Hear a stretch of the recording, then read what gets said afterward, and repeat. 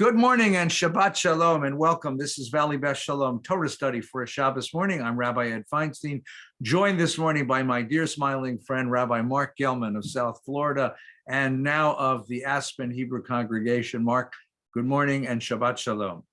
You're welcome and good Shabbos to you, Eddie. It's the Aspen Jewish congregation. Aspen Jewish congregation. Yes, we don't not the Hebrew. They don't, not the Hebrew thing. Good. Well, good morning. Wherever you are, it's good to have you together. It's good to be here. This morning, we're in the middle of the book of Vayikra, the middle of the book of Leviticus. And in the middle of the book of Leviticus, there is an extraordinary shift. Up until now, the book has given us detailed ritual commandments, beginning with the sacrifices that were offered in the ancient temple, and then the laws of ritual purity that attach themselves to the priest and to all of those who would participate in the sacrificial worship. There's precious little in the first 18 chapters of Leviticus that's anything except very technical ritual law. And now we come to a complete shift with chapter 19 with Kedoshim. Kedoshim tihiyu ki kadosh ani Adonai. You will be holy because I, the Lord your God, am holy. And a series of commandments that attach themselves not to the community offering sacrifices, but to individual Israelites, individual Jews seeking to live the holy life. And it looks like a disparate section of law. We'll talk in a moment about what brings all these laws together. But it is a fascinating shift from the ritual to the ethical to the personal. These are, by and large, laws that are unenforceable in court. They have to do with our personal aspirations, but the way we will live our lives in the presence of the God of Israel. So there's a couple of very interesting questions to be asked about this Torah portion. The first question that I'd like to present to both Rabbi Gellman and me is a question about what stays the same and what changes in faith. If the task and responsibility is to live a life of holiness, then one would imagine that that doesn't change generation to generation, or at least it doesn't change very much. In fact, many of us feel that one of the things that religion gives us is a kind of security, because even though so much changes in our environment and so much changes in our lives, coming to shul, we can expect tradition. We can expect things to be consistent. We can expect things to be the way they were yesterday. And we become very unsettled by shifts and changes in religious practice. Every rabbi will tell you about, the person who runs up and screams because you change the melody to Adon Olam. And no, but see, I don't fault that person. I understand that person. With everything changing in the world about me, it's kind of comforting to come and sing the melodies that I'm used to singing, sitting with the people I'm used to sitting with, conducting the ritual in manners and ways that I'm used to conducting them. And when you introduce change into a religious system, a system which grounds people in that which is eternal and not changing, well, it leaves you feeling a little disequilibrium, a little unsettled, a little out of balance in the universe. So, Rabbi, let me present to you the question as it's presented to us rabbis, right? Why don't you leave it alone and not change it? What gives you the right to change a law that God gave to Moses on Mount Sinai, that Moses gave to the Jewish people, that's been kept in the family, in the tradition for all these centuries? Who do you think you are anyway, messing with a system that's not supposed to be messed with? Rabbi, you're a reform rabbi, by the way, which means you carry the name change. See, at least I can say I'm conservative, which means we don't change too much. You're the party of change. Where do you get off changing all this stuff? Okay. It's the most commonly asked question by non-reform or conservative Jews, by Orthodox Jews. Say, look, where do you get off making all these changes? Okay. So my response over 50 years has kind of gotten more concentrated and a little sharper than it might have been at the beginning. which when it was probably who, what, me, change, what, where, what, where I would deny stuff. But now I say, yeah, we change. And here's the reasons. The first and the most important for Orthodox Jews to understand is that the notion of orthodoxy as unchanging is false. It's historically false. We've discussed the last few weeks about Hillel's prose bull, in which clear laws about the Shemitah and the Yovel, about the forgiveness of debt, which had the opposite effect it was intended, had to be changed by the rabbis, or else no one would be able to make a loan as the year of release approached. So the rabbis changed it. We don't have to even go into the issue of innovation, where basically whole chunks of what we now know as Judaism were invented by the rabbis. Not even changed, but invented, like the Seder or the prayer book. There's no prayer book in the Bible. There's no prayer book. They just invented this stuff, and they did it for a good reason. They couldn't sacrifice animals, and they needed a new form of Judaism. History forced the change. So that's the first thing. Orthodox Jews change too. The second part of the answer I've been giving all these years is there's two kinds of proposed changes in our Masorah, in our tradition. The first are changes to laws that only apply to us, only apply to Jews. Those are ritual laws. They, lighting candles, blowing the shofar, hearing the shofar sounded, kashrut laws. All of these laws apply only to Jews. Now, when Immanuel Kant and other philosophers of ethics began to lay down in the 18th and 19th century the philosophical principles of moral arguments, one of their big positions that they all shared is that something cannot be moral unless it's universal. In other words, unless somebody, you'd say, I think anyone in this circumstance, anyone should do X.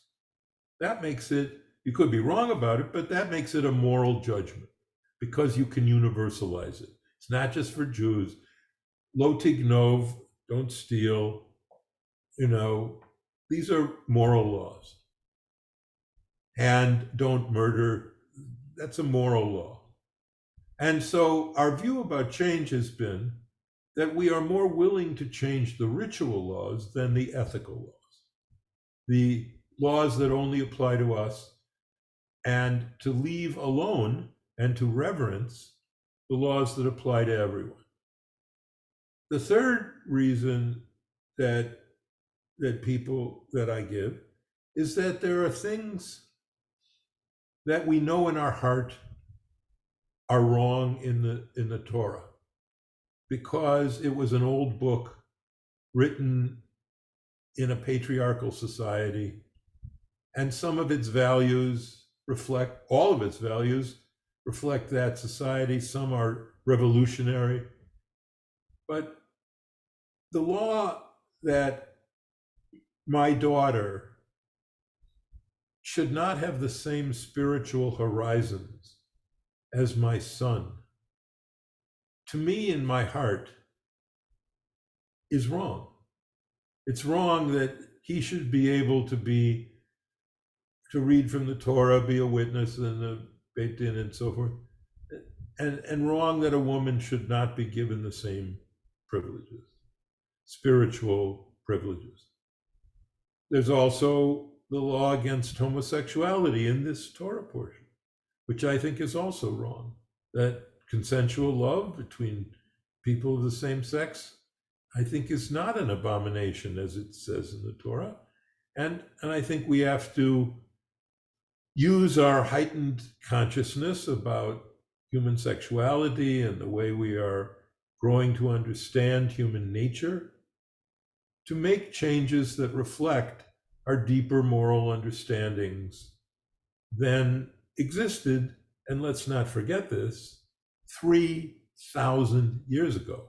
This isn't last week or last century. These are 3,000 years old, some of them 2,000 years old. So those are the reasons we change. We change because Orthodox Jews change. We change because we try to limit our changes to rituals. And we change because our moral consciousness has evolved over time to include people who formerly were cast out. I appreciate the answers because they're very thoughtful and very thorough. I have to confess, though, I got to tell you, when I was young and a revolutionary and had hair, and wanted to change everything in the world, the question used to annoy me, right? I would bring new melodies to the prayers. I would bring new features to the synagogue. And that question annoyed me. As I'm getting older, I'm beginning to appreciate that question more and more. Because so much in the environment and so much in life changes, and changes so very quickly now. To be able to hold on to something and to know that it's regular and to know I can count on it is very comforting. There really is a comfort to that. Even very small things. There was a restaurant that I happen to love eating lunch in, and they changed the menu. And I said to the manager, like, where's this salad I used to offer? So we don't make that anymore. I said, why? It was good. It was wonderful. Well, we wanted something new. I get it. I understand. And I understand that coming to shul, coming to synagogue, coming to my religion, there is something very comforting about being able to participate in rituals in the same way that my ancestors did. Yeah, so but do you feel the same thing about women reading from the Torah? No. But I'm telling you that I do appreciate the question much more than I ever did before. Your answers are perfect, Rabbi. They're really the right answers. The Torah portion this morning begins with a very interesting phrase. And it's a phrase you have to pay attention to with a little detail. The Torah portion says, Kedoshim tihiyu ki kadosh ani Adonai. You will be holy. It doesn't say you are holy. Right. That actually, believe it or not, was Korach's argument. We'll have him in a few weeks. When he rebelled against Moses and he said, the whole people is a holy people. Who the heck are you to stand in front of us? The difference between you are a holy people and you have an obligation to aspire to become a holy people introduces a dynamic into the system. The dynamic, a changing spirit into the system. Kedoshim tihiyu means it is an obligation to be reaching toward higher levels of sanctity, higher levels of holiness, higher levels of godliness in our lives, our individual lives and our collective lives. That's the mitzvah. And because it's higher and higher levels, it also involves looking carefully at the way we do things and asking some very deep questions about the way that we do things. And one of the features, at least of our civilization at this point, is a very careful examination of things we always took for granted. And slowly we open our eyes and see that they reflect inequalities, immoralities, various kinds of prejudices and judgments, as the rabbi said, and we take it upon ourselves to say, that's not us at our best. That's not us and our best, right? I get a small example. When I was a kid in junior high school, the boys all took shop. I took metal shop and electric shop, and the girls all took home ec. They took sewing and cooking, because in the 1960s, that's what a young woman was supposed to aspire to. Girls went to college to get an MRS degree. And then we opened our eyes and said, this is wrong. This is not in keeping with our respect for the potential of human beings, no matter how they identify, male or female, men or women, boys or girls. And we ought to give kids an opportunity to be the people that they're meant to be. We open our eyes to these things. So in this case, the same kind of issue. When you have a practice that said that in the Tosefta, it says that that everyone is obligated to read from the Torah, except women and kids don't read because they're exempt from it. And women were exempt from it because they were supposed to be home taking care of children. But when you have women who are not occupied 24 hours a day, their entire lives taking care of children, and they're highly educated, and they're learned, and they're sensitive spiritually, they ought to be given the opportunity to participate as full equals, as leaders in the community of ritual. And they read from the Torah and become rabbis and teach us as congregational leaders and every other thing. And that's a change that our movement's made because we recognize it's only right. In the same way, you're going to have here in Leviticus, in chapter 18, a castigation of homosexual behavior, homosexual sex. Now, what exactly it means is a debate among scholars and rabbis, but it would appear that that's really what was being prohibited. Well, we've opened our eyes and realized that there is entirely possible for a person to be both gay and lesbian, or non-gender, more gender fluid, non-gender identified, and be responsible, caring, loving, giving, and have a responsible, caring, and loving relationship with another human being or human being of the same sex, and that there's nothing unethical about that. And we've made this change because it reflects Kedoshim to you. It reflects this aspiration to be reaching higher and higher. But I do want to say, especially for those of us who are older and set in our ways, that sometimes these things make us uncomfortable. And it's important for us to recognize that discomfort, but also recognize that the discomfort is aesthetic, not ethical. It's aesthetic and not ethical, which means it seems a little yicky to me. But I can get used to it because it's the right thing to do. It's the right thing to do. The first time that a gay couple came into the synagogue and sat together and held hands, there were people that were put off by it. But eventually they became like all the rest of us. We recognize, yes, that's my aesthetic discomfort with something that I'm not used to seeing, but these are loving people. And I respect their love, and I respect their family, and I respect their responsibility and care for each other. And I want them to feel welcome among. So I will recognize my own discomfort, put it aside, and open my arms and embrace them. And that's how we embrace change in this process. And it has to be deliberate and it has to be careful, but that's how we embrace change in this process. Yeah. I think that's how it goes. And look, there are limits, and I try to be sensitive myself. Tell you a story. So a woman in my congregation comes and says, my mom isn't coming to her grandson's bar mitzvah at the shul because you have an organ, and she's not comfortable with an organ in a synagogue. And in her Orthodox shul, they don't have, because it's prohibited, and she won't come. She won't come, but she likes you. If you call her, maybe she'll come. So I call her up and I say, Blanche, look, you're not going to live forever. And there's going to be a time when you're sitting in your chair in your house or your apartment, and you're going to think back to your grandson's bar mitzvah day, and you're going to have no memories of that day because you didn't want to go. Can you live with that? She said, oh, you're good. You're good. Okay, I'll be there. And so she shows up, she's in the front row. And then my friend Tom Hartman, Father Tom, my dearest friend, Oliver Sholem, shows up that day, as he did periodically. He walks into the synagogue. He didn't know anything about anything except it's his friend there. He walks right down the main row and comes up to the bima, sits down on the bima with his priest collar right next to me, gives me a hug. And I look at the front row, and the mother is going and the daughter's going like this. And afterwards, I say, what did your mother say? And she said, well, she looked at the priest on the bima, and she said, maybe the organ isn't so bad. That's a wonderful story. Isn't that a good story? So it's just, you gotta go with it. And sometimes what makes you uncomfortable is just that. It's what makes you uncomfortable. But it doesn't mean it's wrong. Right. And it doesn't mean you can't make some efforts to change. Right.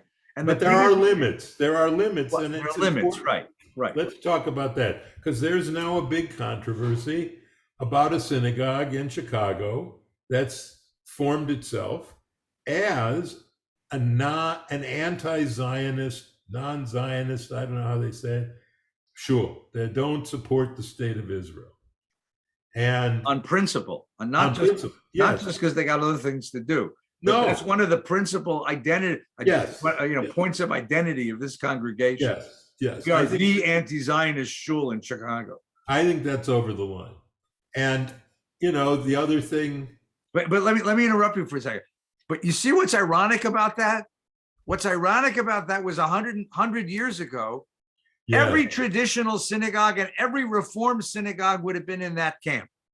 That establishment of the state of Israel was a rebellion against Jewish history and against Jewish tradition. And embracing Zionism was against. Harold Schulweiss, my dear teacher, told a great story. He went to a Zionist rally, and he had a Zionist pin on his jacket lapel, and he went to learn Talmud with his grandfather, who was a chassid. And the grandfather sees the Zionist pin, and he says, "What's that?" And Harold says, "It's part of my Zionist activity." And the grandfather ripped it off of his jacket. He's Shanda, Shanda. Right? The irony is that 100 years ago, anti-Zionism was tradition, and Israel was the rebellion. Israel was the change.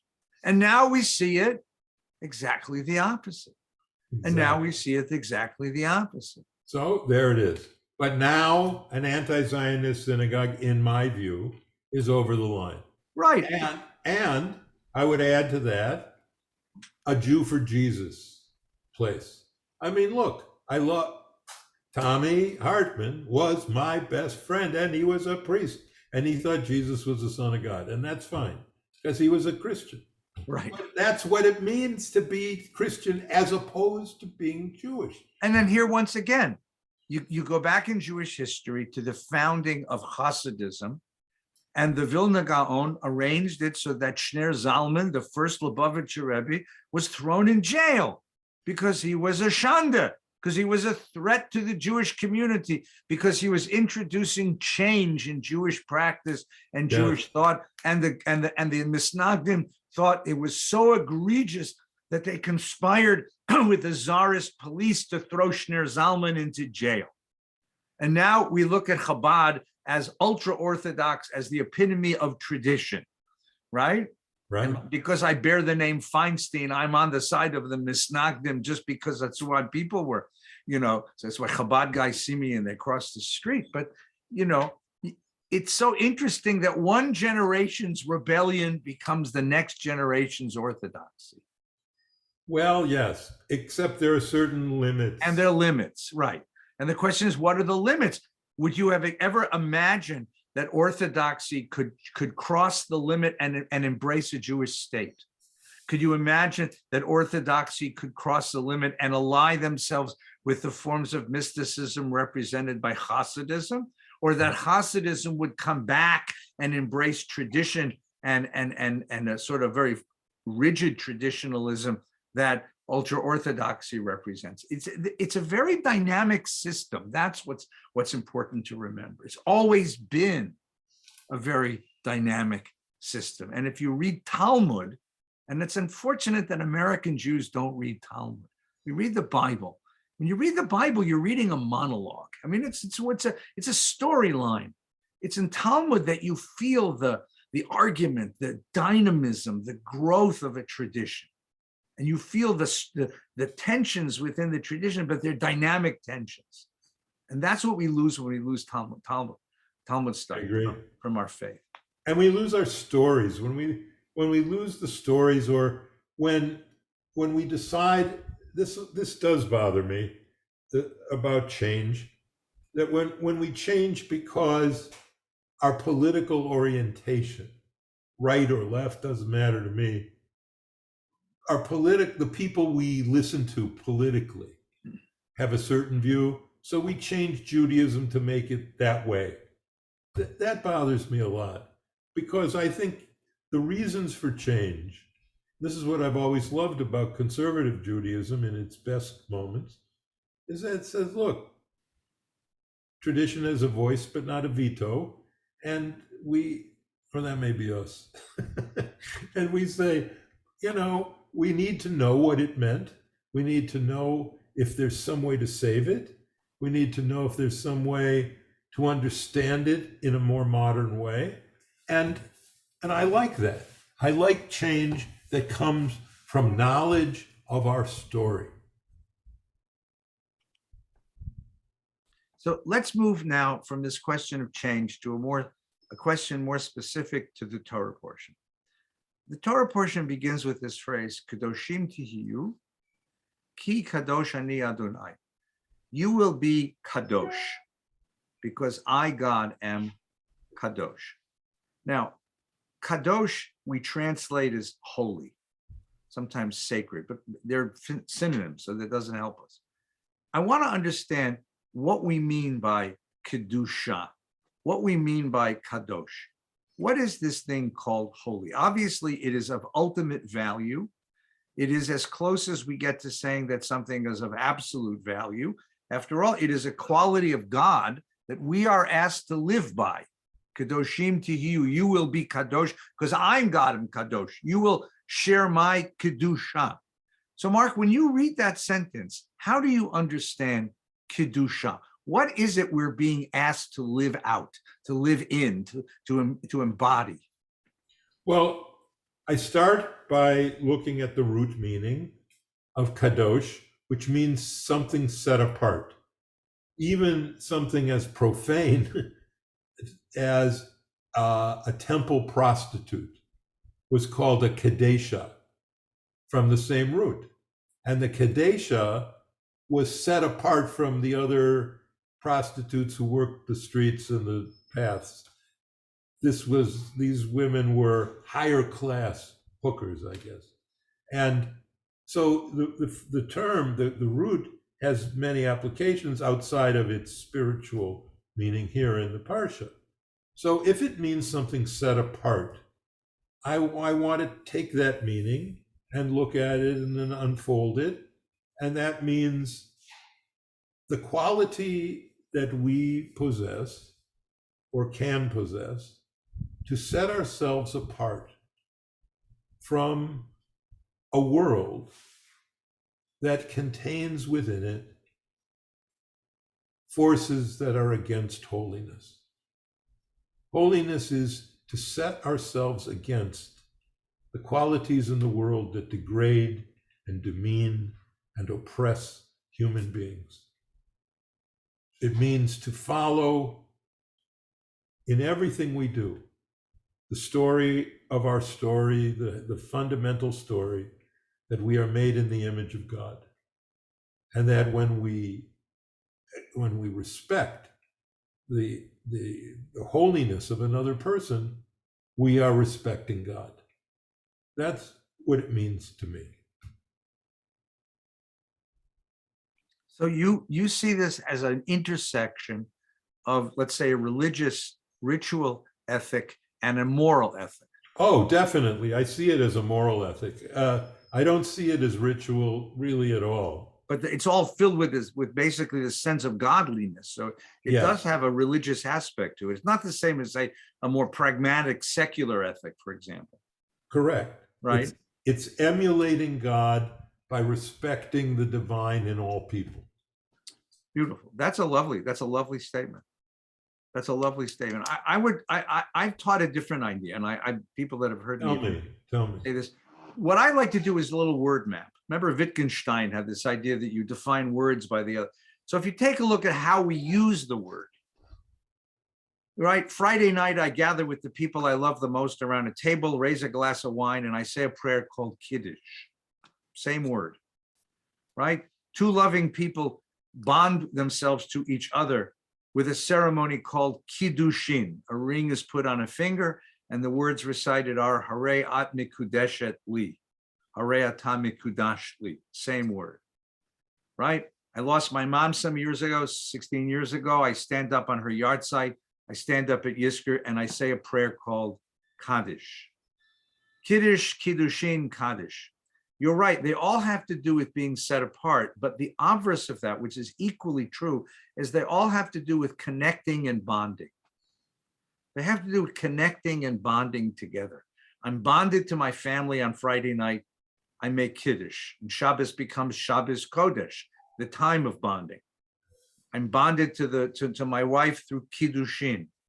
I'm bonded to my mom and to those I've lost in life by my recitation of Kaddish. And on Saturday night, we finish Havdalah. We finish Shabbos with a prayer called Havdalah. It's 4 brachot, the bracha on the wine, on the spices, on the candle. And then there's a bracha on Hamavdil bein Kodesh lechol.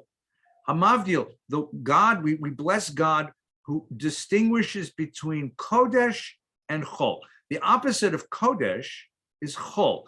Chol we translate as secular or profane. But the literal meaning of the word Chol is sand.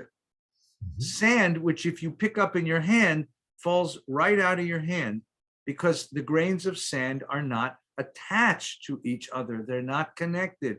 They're not bonded. Kodesh means bonding. Kodesh means connecting and bonding. And here I'll just do a little bit of biblical stuff.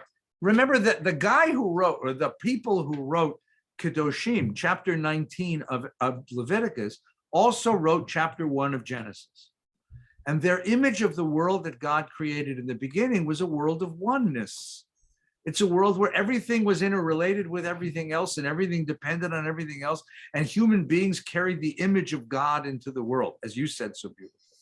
And therefore, what Kedoshim is trying to recover that world of oneness, being one with the world. And now, if I look at the mitzvah, if I look at the parsha, here's what I see in the parsha. If I look in the parsha, I look at the mitzvot that are offered. There's a whole series of mitzvot, right? And here I put them up on the screen here, right? Where God spoke to Moshe and he said, speak to the Israelites. You will be kadosh because I am kadosh. Here's the first one. You'll revere your mother and father and keep my Sabbaths. I am the Lord. Well, family is the first bond we all experience. And Sabbath is the time of bonding. You'll not make molten idols, molten gods for yourselves. But here I would translate this differently. It's not for yourselves, but of yourselves. You will not worship the self. Because when I reduce the world to me and mine, then I break the ultimate essence of Kedusha. Here's a technical one. When you offer a sacrifice, you got to eat it before the third day. This is called the tinfoil mitzvah, right? Which means you eat it before the third day. You're a whole roasted animal. No family can do it. So what are you going to have to do? You have to bring the whole neighborhood to the temple. We have to share our sacrifices. We have to share our offerings, right? Okay. When you reap the harvest of a field, this is leket that you talked about. Reap the harvest of your field. Don't reap all the way to the field. Don't gather the gleanings. Leave them for the poor. They're part of you. You'll not steal or deal deceitfully. You'll not swear by my name. Do not defraud your fellow. Here's the one that everyone loves. You will not insult the deaf or place a stumbling block before the blind. You don't take advantage of people's neediness or their vulnerabilities, right? I am the Lord, I am God. You'll not render an unfair decision. You'll not deal basely or profit. You will not hate your kinfolk or reprove them, right? And then the summary is the famous line, Ve'ahavta l'reacha kamocha. You will love the other as yourself. And the point here is, it's not that you will love the other as you love yourself. You would love the other because the other is yourself. Because there's no real division between the two of you. Because you're one. That, I think, is what Kedusha, that's how I understand Kedusha. That's so beautiful, Eddie. That's really beautiful. And that includes what you said too, because it means that I have to see the other, whoever the other is, and see the God that's inside the other. The only issue I have with your really exquisite understanding of Kedusha as bonding is that somebody who is a criminal and a jerk All criminals are jerks, but some jerks aren't criminals. But a criminal and a jerk who's, let's say he's a slumlord or a something, and he comes home for Shabbos and he's bonded with the Kiddush and he's bonded with the thing and he's bonded. I don't think the guy has any Kedusha. See, Even though he did all the Kedusha stuff that you think is bonding. Yeah, so if you can't be morally bonded yes, to the other person, all the ritual things don't matter. And that's what the prophets are all saying. So that's the only. No, I think that your critique is actually even deeper than that, right? You have people, and let's leave crooks out for a minute. You have some very sincere people who live by a very strong ethic that we would call tribal. It's about me and my people and to hell with the rest of the world, basically. Yeah. And listen, I respect the idea of how much they love their people and fight for their people. It's the second clause about to hell with the rest of the world that I can't accept, because I think that's exactly the opposite of what Torah is trying to teach. I can respect their love of people, right? You hear this a lot, in Zionist conversations where, I defend Israel no matter what. Well, that's great, but Israel also has a moral purpose in the world. Both are true. Both are true. You have to love your own. And then because I love my own, I have to understand how much my neighbor loves his. But right? I really think you can't achieve Kedusha through ritual practice alone. Alone. I certainly think ritual practice can help, but the problem is, as I said, people of no moral virtue can have ritual practice that's perfect. Yeah, no, that's very true.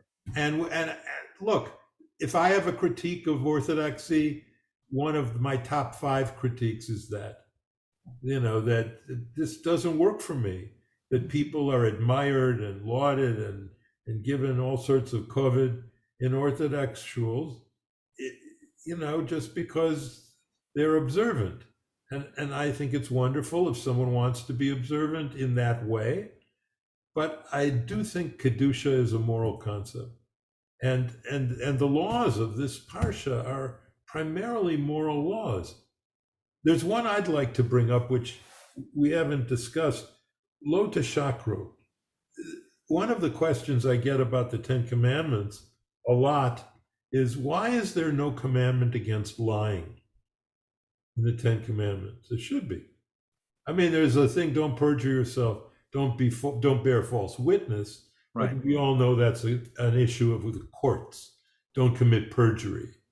This one is much more universal. Lo teshakru, lo techachash, don't oppress, don't lie. And I think there's a reason to that. There's the wife of a former president of Harvard, Cicely Bach, who herself was a wonderful philosopher, wrote a book called Lying. And she made the case that it is not morally coherent to say that you shouldn't lie. There are many occasions where the moral thing to do is to lie. We see that in the Talmud, with you're supposed to say the bride is always beautiful, but Nazis come to the door and say, "Are you hiding Jews?" The right answer is to lie, of course. If you're hiding Jews, to say, "No, I'm not hiding Jews." So there's lots of reasons to lie in order to save lives and so forth. So lying is a complex issue, and ethics is a complex issue.